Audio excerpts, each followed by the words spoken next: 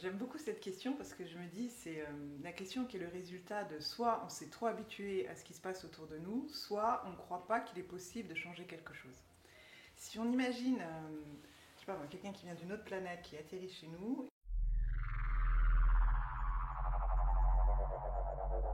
et qui voit ce qui se passe, il se demanderait mais comment vous faites pour vivre là-dedans quoi. Il y a à peu près allez, les 2 tiers de la population qui essaye de survivre, de pourvoir à ses besoins et qui n'y arrivent pas. Donc, quand je parle de besoins, je parle de nourriture.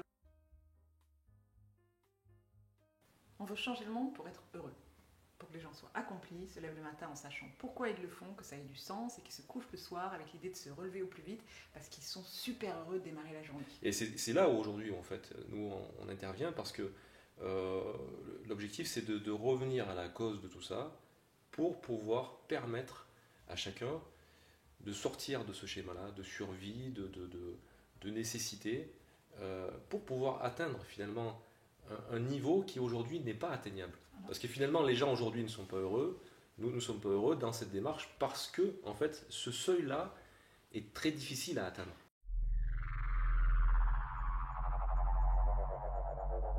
Sur la Terre, ils se diraient, bah, vous avez quoi, les 2 tiers de la population qui ne peut pas subvenir à ses besoins, et puis vous avez ceux qui le font, donc ça c'est, on va dire, qui ont une forme de confort, c'est-à-dire qu'ils peuvent se nourrir, se loger, bénéficier d'une forme de, allez, même de luxe, on va dire, mais ils le font à un coût absolument exorbitant, sur le plan humain, sur le plan économique.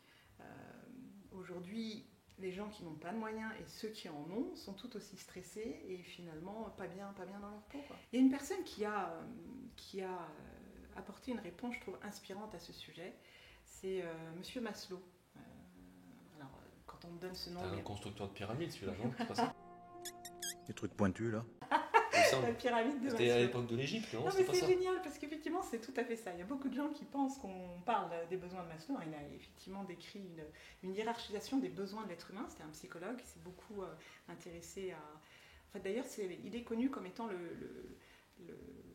un humaniste.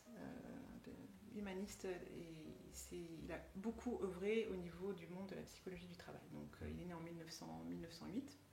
Il est principalement connu justement pour les besoins. Il a cherché en fait à comprendre qu'est-ce qui pouvait motiver les gens au travail.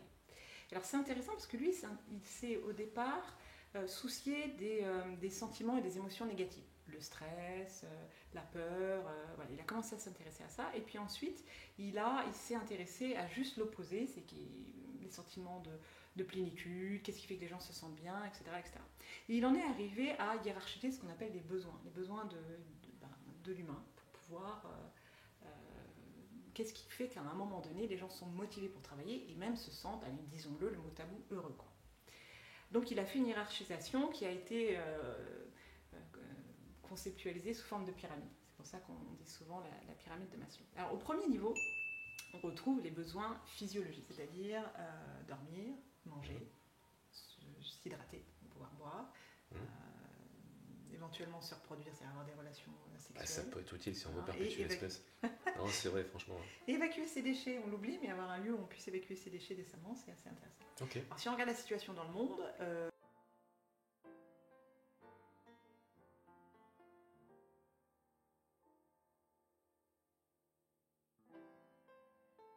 très sincèrement, manger, qui arrive à le faire correctement. Entre ceux qui mangent trop, ceux qui ne peuvent pas manger, et ceux qui mangent, mais qui mangent du sucre principalement et du gras, on ne peut pas dire que... Enfin, si on aime le sucre, vous savez, moi j'aime bien le sucre, du coup... Alors vous pouvez, mais c'est un corollaire après sur la santé. Et oui, c'est bien la symptomatique de ce monde. C'est comment on crée quelque chose qui ne se fait pas au détriment d'autre chose. Alors vous pouvez manger du sucre, allez-y.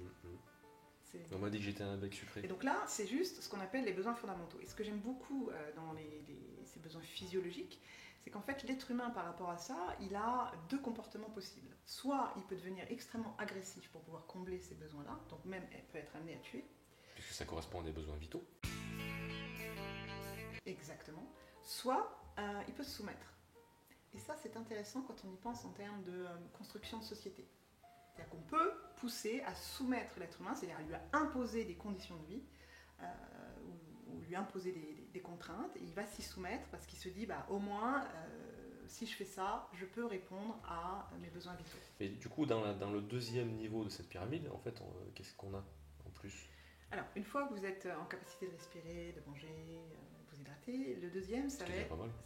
Voilà, ce qui n'est pas garanti pour tout le Franchement, monde.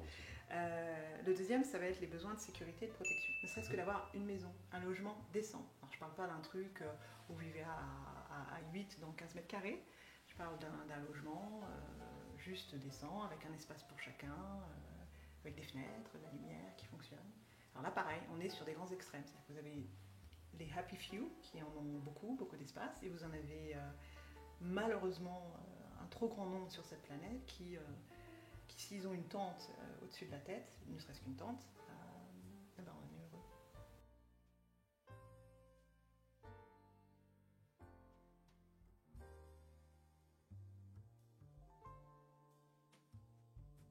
Donc quel que soit le coin du monde, ce deuxième niveau-là aussi, il est malmené.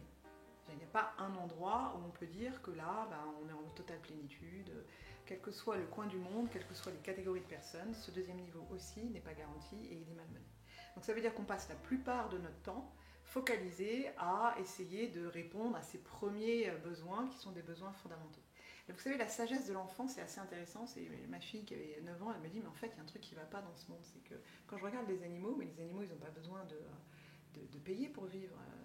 S'ils vivent dans la nature, ils ont de la nourriture, ils n'ont pas besoin de payer un loyer, etc. Je les aime roses, je les aime bombées. Et j'avais regardé ça avec tendresse en disant, oh, elle est mignonne. Mais en fait, je me dis, non, en fait, elle est extrêmement sage et elle a tout compris. Parce que du coup, à travers ces deux premiers niveaux, on se rend compte qu'aujourd'hui, si je comprends bien, tous les niveaux qui sont censés être des besoins vraiment physiologiques de base, en fait, c'est-à-dire que si on n'a pas ça aujourd'hui, quel que soit le moyen de l'obtenir, en fait, on ne peut pas atteindre le niveau supérieur. Donc, quand bien même, à la limite, vous arrivez à couvrir ces deux niveaux-là, vous êtes toujours dans le stress que vous puissiez, que c'est pas acquis, quoi, que vous puissiez les perdre. Oui. Et donc, vous n'arrivez pas à passer au niveau supérieur. Et c'est malheureusement devenu comme une banalité, en fait. C'est-à-dire qu'on s'est, d'une certaine manière, habitué à vivre comme ça. Qu'est-ce qu'il y a dans le fameux troisième étage ? Alors, le troisième étage, il est intéressant parce que ça commence à être l'ouverture sur les autres. Les deux premiers, vous êtes d'accord qu'on est très centré sur soi et sa propre survie. Le troisième, c'est l'ouverture sur les autres, c'est le besoin d'appartenance, en fait, le plaisir de faire partie d'un groupe, de pouvoir interagir, d'apprendre des autres, etc., etc. Mais alors, quand du coup, vous avez réussi, bon an, mal an, à répondre aux deux premiers niveaux, vous vous retournez, vous regardez quoi ? Vous voyez simplement les autres qui sont dans la situation de devoir répondre aux deux premiers niveaux. C'est-à-dire qu'ils n'ont pas le temps, ou ils sont stressés, ou ils ont plein de soucis, etc., etc., etc. Et donc, en fait, on voit, on s'en sort jamais de cette histoire, parce que on est tous maintenus sous cette pression de ces 2 niveaux et demi où on essaye de faire partie, d'être intégré, d'avoir des échanges qui soient épanouissants avec les autres, mais comme les autres sont eux-mêmes préoccupés, soucieux de leur propre survie, on n'arrive jamais à aller plus loin. Donc on arrive actuellement aujourd'hui, de manière systémique, puisque ça concerne tout le monde, à un plafond. C'est-à-dire qu'on n'arrive pas à passer ce seuil. C'est-à-dire qu'une fois qu'on sort un peu la tête et qu'on dépasse au troisième niveau, qu'on regarde un peu, finalement, on ne peut pas aller plus haut, quoi. Un plafond de verre.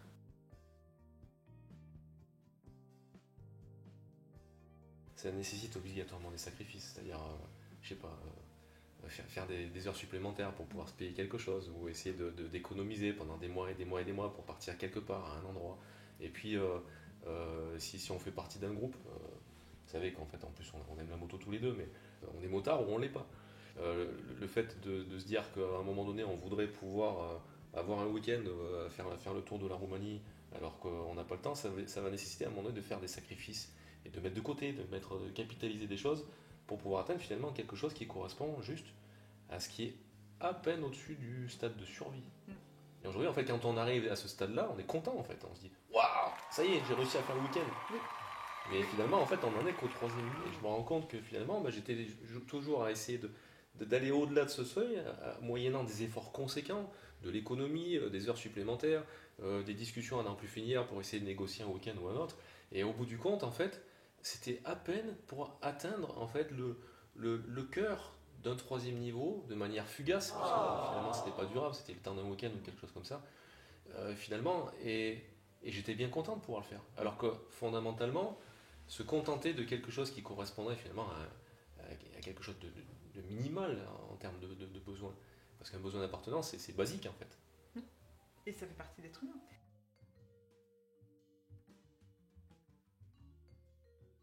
Global Progress, oui, propose des solutions pour faire que ces deux premiers niveaux soient plus des préoccupations en fait, et soient juste des niveaux qui soient acquis.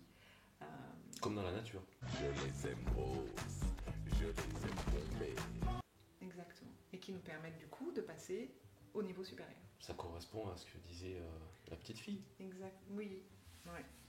C'est génial. Là, on commence à approcher à l'état de bonheur. Quoi. Le truc où on se dit, bah, tiens, je suis quand même heureux. Je suis heureux, ça a un sens pour moi ce que je fais.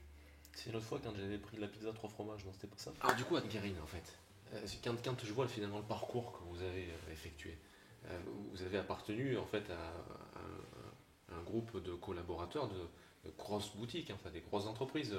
Je crois que c'était en lien avec les compagnies aériennes. Il devait y avoir France dedans. Ah pardon, non, c'était un truc avec je sais pas, avec du vent France ou non. Ah, c'était Air. Ouais, Air. C'est ça. Comment est-ce que vous avez vécu justement cette expérience? Formidable. Ok. Mais c'est vrai, Formidable. On a tous besoin de faire partie d'un groupe, d'une appartenance. Donc, quand j'ai terminé mes études, donc j'ai quitté la promotion, qui est un groupe. Je suis arrivée dans un grand groupe industriel où j'ai fait partie d'un programme de jeunes cadres. Donc, hop, sentiment d'appartenance. On a grandi ensemble. J'ai eu des postes à responsabilité. J'ai géré des projets. Mais franchement, super intéressant. Et j'ai appris beaucoup de choses. Jusqu'au moment où, petit à petit, on se rend compte qu'il y a des choses qui s'effritent. Quoi. Et on se dit, mais tiens, c'est bizarre, on me fait faire des trucs, mais ça, j'ai du mal à avaler la pilule, quoi. Parce qu'il y a des jeux politiques, parce que voilà, il y a des pressions économiques. Et donc petit à petit, il y a un décrochage qui se fait, et c'est là où on se rend compte que l'appartenance c'est bien, mais ça fait pas tout. Ça veut dire que vous auriez atteint une forme de plafond? Il y aurait encore un seuil supplémentaire? Encore un autre. Ouais. Ah. Et ce serait quoi ce plafond? Ça correspondrait à quoi? Alors, je dirais que c'est toujours pareil, c'est ce qui vous fait rêver. C'est quand je commençais à sentir que j'arrivais plus à courir, vous savez, le truc, le bâton et la carotte, ça vous fait plus marcher, je me suis dit, mais t'as envie de quoi en fait? T'as envie, toujours pareil, quel est le sens? J'ai envie de faire quoi? J'ai envie de pouvoir aider vraiment des managers et des équipes à travailler en cohésion réellement, de me sentir utile et autres. Et donc du coup, je me suis dit, tiens, je monte ma propre société.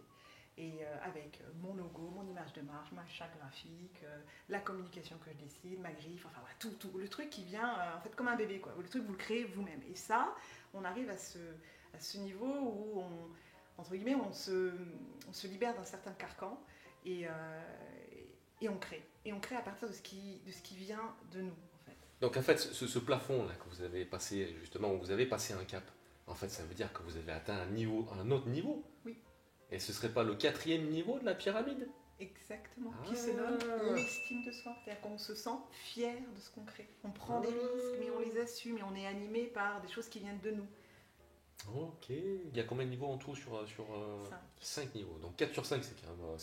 ouh. Je pense que le point clé, on l'a peut-être pas dit au début, c'est quand vous êtes à réfléchir à votre survie au quotidien, premier et deuxième niveau, c'est-à-dire manger et puis pouvoir s'abriter, c'est limite animal en fait. Et donc vous êtes maintenu toujours dans cette pensée-là et vous n'arrivez pas à penser plus loin, penser plus large.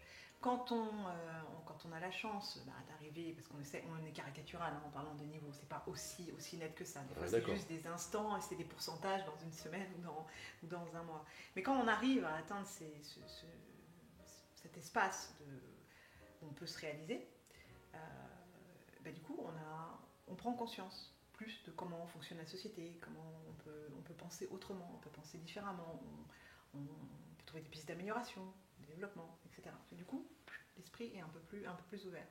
Un peu comme ce principe où finalement, quand on a la tête dans le guidon, exactement. En fait, on n'arrive pas à avoir le recul nécessaire, quoi. Oui. Donc, quand on a dépassé finalement ce stade d'appartenance, qu'on arrive à avoir de manière très intermittente, finalement, c'est un peu comme si on commençait à lever la tête du guidon. C'est-à-dire que là, on n'a plus cette notion de survie qui est en jeu, et on commence à prendre du recul, quoi, et à voir le monde. En fait. Parce que même ce sentiment d'appartenance, il est intéressant, mais il est un peu pipé parce que quelque part, on y perd un peu son individualité. C'est-à-dire qu'on est... c'est pas soi, c'est le groupe, quoi. C'est le collectif des motards, le collectif des jeunes cadres, etc. Et donc malgré ça, on est embringué dans tout ce qui va avec. Le collectif des, je sais pas moi, des geeks, des téléphoneurs, enfin voilà, on se retrouve tous à un moment donné pris dans un collectif qui permet pas non plus à l'expression de notre personnalité complète. Et donc à une forme aussi, une voie d'épanouissement. Exactement. Et épanouissement, on arrive là au 5e niveau. Accomplissement, épanouissement de soi, etc. D'accord. Et donc là, en fait, on est aux portes du 5e et dernier niveau, qui correspond à quoi finalement, pour vraiment expliquer, qu'on puisse comprendre.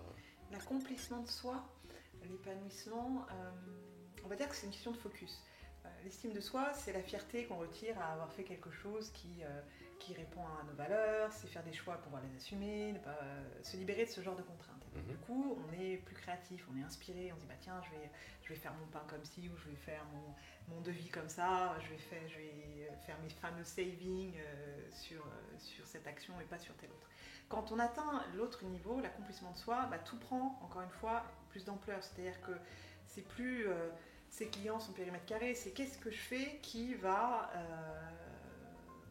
être plus grand que moi, en fait, qui va avoir un impact au-delà de moi, me mettre au service. Au service, alors ça va être par exemple, bah, tiens, Global Progress. C'est-à-dire que finalement, mes compétences, aujourd'hui, je les mets au service d'une organisation qui vise à l'amélioration pour tous dans le monde. Voilà, c'est quelque chose qui nous dépasse. Avec une portée internationale. Internationale, planétaire, universelle. Donc, on a un maintien de la majorité de la population, finalement, qui est focalisé sur comment, en fait, essayer de sortir des 2 premiers niveaux. Mais fondamentalement, en fait, on arrive à 2 niveaux et demi. Allez, quand on est en haut du 3e niveau, on est content.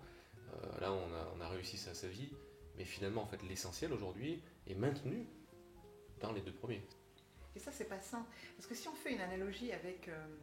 vous avez été père, vous savez ce que c'est que d'élever un enfant. Je le suis toujours, dites-donc. Quand vous avez un enfant, c'est vrai qu'un enfant, il a besoin de quoi? Si on fait l'analogie, l'enfant, quand il naît, il a besoin d'être nourri, d'être protégé. Il est en totale fusion avec notamment sa mère, ses parents, mais on est vraiment dans ses besoins fondamentaux, quoi. C'est manger, dormir, être changé, etc. Recevoir de l'amour et autres. Donc, mais il va grandir grâce à ça, parce qu'on va couvrir ces 2 premiers niveaux, si on continue parallèle. Et puis du coup, pour grandir, il va aussi imiter, parce que l'enfant grandit par imitation. Et là, il est pris dans cette appartenance au cercle familial. On connaît ça, la tradition de l'omelette au haricot vert chez certains, pour d'autres, ça va être les pommes de terre au curry. Enfin voilà, chacun va avoir son truc qui va faire que là, on reconnaît la marque de la famille. Et puis après, l'idée, c'est les enfants, on ne les fait pas pour soi. On les fait parce que ils doivent devenir des êtres, des adultes et prendre leur envol. Donc à un moment donné, tac, ils passent à l'école. Et à l'école, ils vont se confronter, rencontrer, apprendre des personnes qui viennent d'autres familles, donc du coup, qui ont d'autres systèmes de valeurs. Ils vont commencer à penser, à réfléchir, à se développer. Et si tout se passe bien, et après, du coup, ils deviennent des adultes qui peuvent s'exprimer naturellement.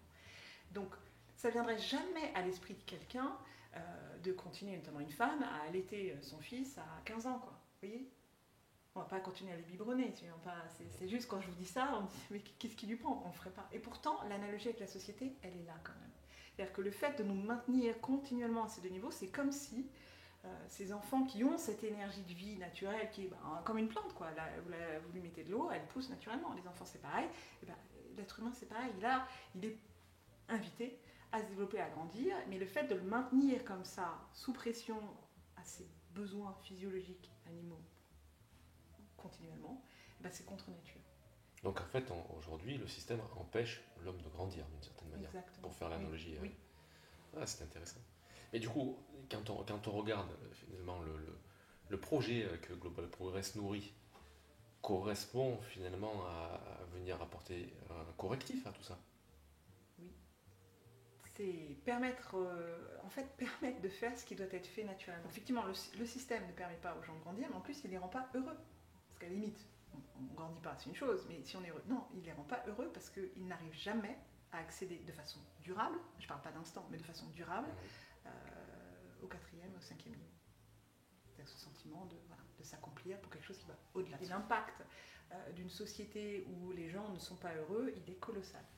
Il faut changer et accompagner le changement de système actuel. Il faut changer de système.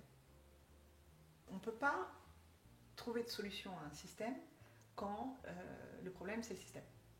Il faut pas le nier, il y a énormément de personnes extrêmement intelligentes qui ont proposé plein de solutions, qu'elles soient économiques, qu'elles soient écologiques, qu'elles soient dans l'éducation, les relations. Il y a pléthore de solutions qui existent, mais elles se font toutes à un moment donné rattrapées par la patrouille, c'est-à-dire la patrouille de la rentabilité, des lois de l'offre et la demande, du marché, etc., etc. On n'échappe pas à ça. Donc à un moment donné, il faut juste accepter que quand c'est le système qui est le problème, on ne peut pas trouver de solution. Et donc le seul moyen de faire, c'est d'accompagner ce changement de système.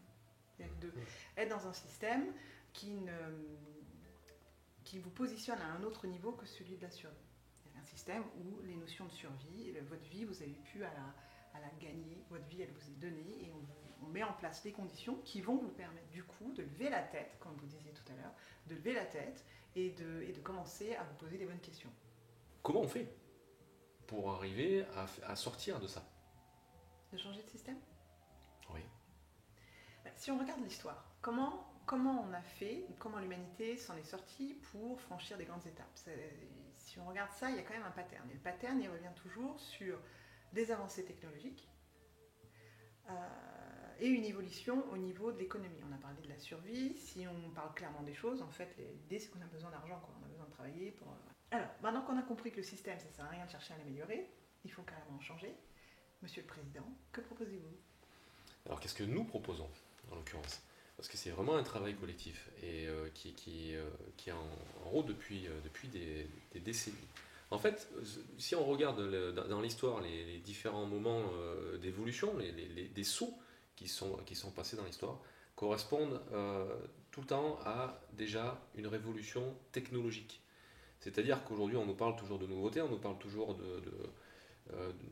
d'innovation, mais fondamentalement, en fait, ce qui est prêt aujourd'hui à être déployé correspond à une véritable révolution. C'est-à-dire qu'on parle d'énergie pure sans fil, c'est-à-dire que là, en fait, on n'a plus besoin de poteaux, on n'a plus besoin de rien. Cette énergie, en fait, elle est disponible pour tous et partout. Ça, c'est une révolution. C'est-à-dire qu'on n'est plus en train d'essayer de dire, non, on ne peut pas parce qu'on n'a pas des lignes électriques pour pouvoir développer notre système industriel. Là, en fait, c'est disponible à tous. Et c'est disponible, du coup, de manière entièrement gratuite, puisque c'est disponible de manière infinie. Il n'y a pas de système de production, puisqu'en fait, on vient capter, en fait, cette énergie-là. Donc là, on est sur un système de révolution. Et aujourd'hui, les technologies qui correspondent finalement à cette dynamique-là sont extrêmement importantes. On va parler aussi du système d'antigravité, qui aussi en fait a été développé déjà depuis des années et qui sera mis à disposition assez rapidement en fait sur certains aspects, notamment au niveau du transport. Donc là, on est sur ce premier aspect, c'est l'aspect révolution technologique. Ça, c'est quelque chose en fait qui va accompagner une dynamique extrêmement puissante et qui va pouvoir libérer des carcans aujourd'hui où finalement on est obligé de rester dans la survie parce que on a dépensé 1000 m3 de gaz le mois dernier et puis on va devoir payer une somme colossale et du coup en fait on ne mangera pas de pizza ce mois-ci parce qu'il a fallu se chauffer. Ça n'arrivera plus. Et là en fait à partir du moment où on a un accès gratuit et inconditionnel à l'énergie, on a aussi la possibilité de pouvoir la mettre à disposition gratuitement aussi. Et en fait, si on ajoute ça et qu'on vient aussi faire une révolution économique, c'est-à-dire ce que vous avez dit, on change le système. C'est-à-dire qu'on ne cherche pas à essayer de trouver une solution dans le panier des problèmes. Le panier, on le balance et là, on repart sur un nouveau panier avec des nouveaux fondamentaux et sur quelque chose qui fonctionne différemment. On n'est plus sur la dette, on n'est plus sur la destruction. Et on est sur un système qui va permettre, de manière systémique, encore une fois, là, de venir couvrir la totalité et de manière inconditionnelle des 2 premiers niveaux de la pyramide qu'on a vue. C'est-à-dire que là, à partir du moment où le système va offrir en fait à tous gratuitement ces 2 premiers niveaux, ça veut dire que tout le monde, dès demain, sera sorti en fait du système de survie et donc pourra en fait accéder de manière inconditionnelle déjà dès la base, c'est-à-dire on se lève le matin, on est déjà au 3e niveau. On se lève le matin, on est au 3e niveau. Alors là, ça veut dire que ça ouvre le champ des possibles. C'est impressionnant ce qui se passe. Et donc là, en fait, voilà ce qui est en train d'être préparé aujourd'hui. Et c'est ce que nous allons développer dans le second rendez-vous.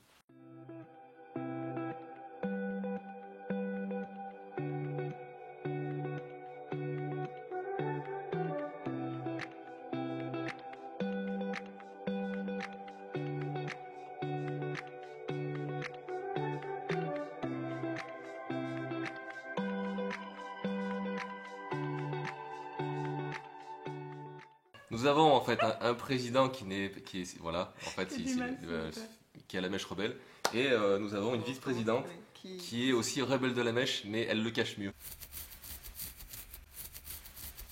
Ça- Est-ce que tu as peur des limites? Non. Moi, j'en transpire.